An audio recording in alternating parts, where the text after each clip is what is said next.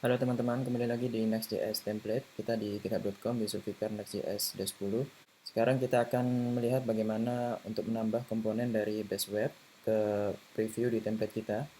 Nah, di VS Code ini sudah jalan menggunakan yarn dev dan bisa diakses di localhost. Nah, kita melihat seperti ini. Sekarang kita bisa ke preview, kemudian kita pergi ke base web preview di sini.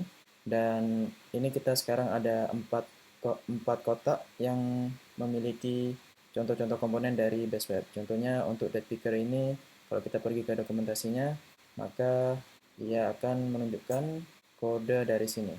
Nah, kita ingin menambahkan komponen baru yang kita akan preview di sini. Nah, caranya seperti ini. Pertama kita ke VS Code, kemudian kita pergi ke file base web preview. Nah, di sini adalah file yang akan diproses ketika kita mengunjungi base web preview. Sekedar untuk memastikan bahwasanya kita melihat file yang betul, kita coba di sini tukar base web preview menjadi test dan dia akan otomatis auto reload dan update seperti ini. Oke, berarti kita memang sudah berada di file yang betul. Nah, untuk menambahkan sel baru atau ini kita di sini di komponen ini kita sebutkan ini sebagai grid cell. Bagaimana tahu ini grid cell atau bukan? Pertama kita bisa melihat dari kodenya di sini atau kita buka React komponen di konsol, components, kemudian kita klik ini dan arahkan ke sini. Kita akan tahu kalau ini adalah cell. Nah, yang mana sel ini adalah komponen grid.cell ini. Oke, langsung kita coba tambahkan sel baru di bawah. Kita save dan kita lihat kita sudah membuat sel baru di sini. Kalau kita mau buat contoh, maka dia pun akan update contoh. Nah, berarti sekarang tugas kita hanya perlu menambahkan input baru dari komponen yang kita mau masukkan. Oke, untuk sekarang kita mau pakai komponen ini sebagai contoh. Caranya cukup langsung ya. Jadi dari sini kita buat file baru dulu. Karena ini progress bar, kita mau buat nama filenya progress bar. Progress bar. Sekarang ini merah karena filenya kita belum buat. Kita buat progress bar tsx. Kemudian kita paste dari sini, kita copy dan salin di sini, tempel di sini. Kemudian oke, sejauh ini terlihat oke. Kita save this. Save ini sekarang sudah nggak merah lagi karena filenya sudah ada. Kita masukkan di sini progress bar, save. Kita lihat hasilnya seperti apa. Oke, dia akan proses. Nah, oke, progress bar sudah masuk, tetapi nama di sini masih payment card karena kita copy dari yang sebelumnya. Nah, ini seharusnya kita buat menjadi progress bar. Tapi sebelum itu, untuk mengetahui bagaimana cara kerjanya grid cell ini, kita bisa mouse over seperti ini untuk melihat properti apa saja yang dimiliki oleh grid cell. Di sini kita lihat ada properti title, URL. Nah, kalau kita letakkan title di sini, title progress bar, maka kita dapat melihat payment card akan berubah menjadi progress bar. Di sini kelihatan kalau Next.js sedang loading, sedang proses. Oke, sekarang sudah berganti ke progress bar, tapi karena kita tidak mau membuat hardcode seperti ini, kita kembalikan lagi ke payment card, tapi kita tukar di sini progress bar, kemudian kita sampaikan title tadi dari progress bar. Kita pas title dari progress bar. Jadi di progress bar, pertama kita masukkan nama fungsi function progress bar. Kalau kita pakai progress bar, dia akan konflik dengan progress bar yang asli dari base UI. Jadi kita kasih namanya progress bar demo. Nah, karena ini sudah ada function, kita tidak bisa naruh arrow di sini. Jadi seperti ini. Kemudian kita letakkan title dan URL-nya. Progress bar demo. Oh,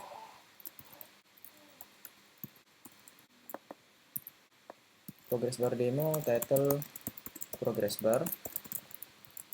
Nah, title ini ketika diimport dan di spread seperti ini, maka dia akan menjadi title progress bar title. Nah, dia akan menunjukkan ke variabel yang sama di sini.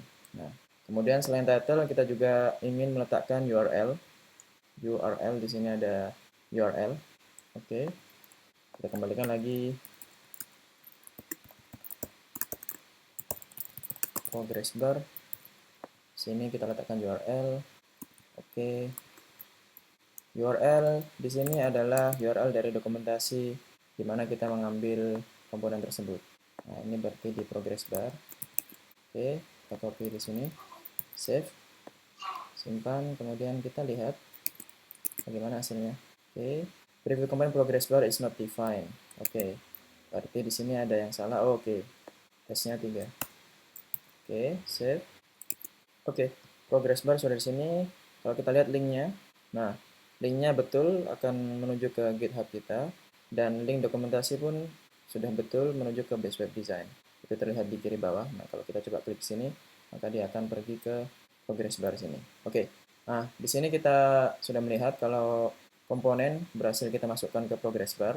Komponennya kita letakkan title, kemudian kita masukkan dokumentasinya di URL di sini, dan di sini pun sudah masuk seperti ini. Jadi ya seperti itu.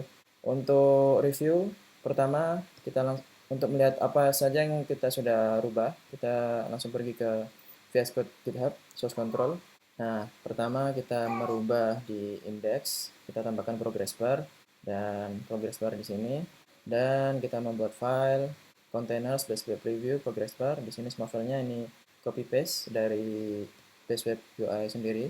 Nah, kita commit langsung GitHub-nya, klik changes for preview add base web progress bar, enter, dan langsung kita push. Oke. Untuk informasi, selama proses push dan commit, repository Next.js 10 ini kita sudah konfigurasi untuk melakukan beberapa commit hooks namanya istilahnya. Nah, di sini sebelum dia melakukan commit, dia akan mengeksekusi yarn husky precommit, dan precommit husky precommit ini ada di package.json.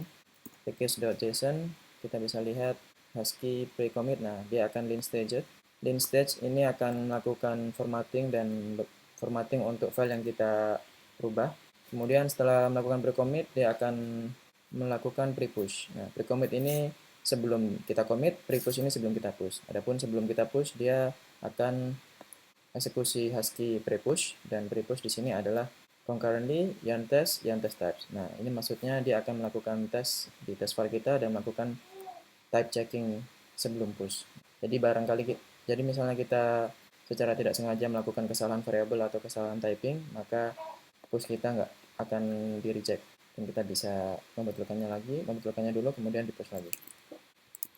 Oke, setelah semuanya di push, kita bisa lihat di sini akan ada commit baru. Kita refresh. Oke, push sudah selesai. Kalau kita lihat di sini di Next.js 10, sekarang 81, kita reload, refresh browser. Nah, sekarang ada 82 commit. Kalau kita lihat di sini, karena kita pakai Vercel, dia langsung otomatis merubah status production menjadi pending, karena kita tadi push langsung ke production branch, yaitu main.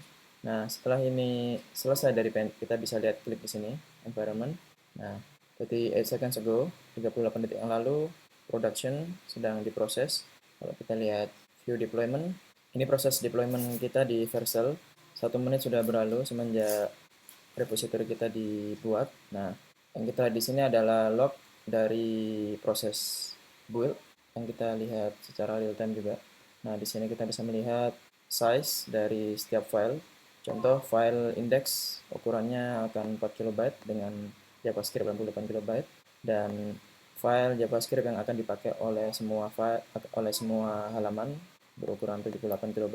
Oke, dan beberapa lainnya. Di sini juga kita lihat bahwa Vercel mengkategorikan halaman ke 3 kategori: server, static, SSG. Nah, yang seperti ini berarti ini adalah server page karena dia memang API endpoint. Static ini adalah static HTML seperti ini, preview komponen. Adapun SSG automatically generated, ini HTML dengan JSON. Ini nanti bisa dibaca lebih lanjut di dokumentasi Vercel. Tapi oke, tadi kita sambil melihat proses dan sekarang deployment kita sudah selesai. Kita bisa langsung lihat di domain ini yang deployment URL. Kita lihat, oke, pergi ke preview, masuk ke base web, dan ya, progress bar kita sudah masuk ke production di sini. Dan kalau kita cek lagi di Vercel, dia juga memasukkan deployment kita yang di sini untuk menjadi next 10 template Vercel. Jadi kalau kita pergi ke deployment ke URL production, yaitu di sini, nah ini kita lihat deployed, dan kita lihat kembali ke sini, Next.js 10, kita lihat di sini, maka akan preview base web progress bar. Jadi tadi untuk reviewnya, secara review yang kita buat adalah pertama kita update dari progress bar, kita buat file progress bar ini, kemudian kita tambahkan file ini ke base web preview index dan kita masukkan dengan grid cell supaya kita membuat grid baru. Setelah itu kita commit dan kita push. Setelah kita push, kita melihat di GitHub proses deployment-nya dari sini. Kemudian dari sini setelah proses deployment selesai, kita bisa melihatnya langsung di production site kita. Oke, sekian.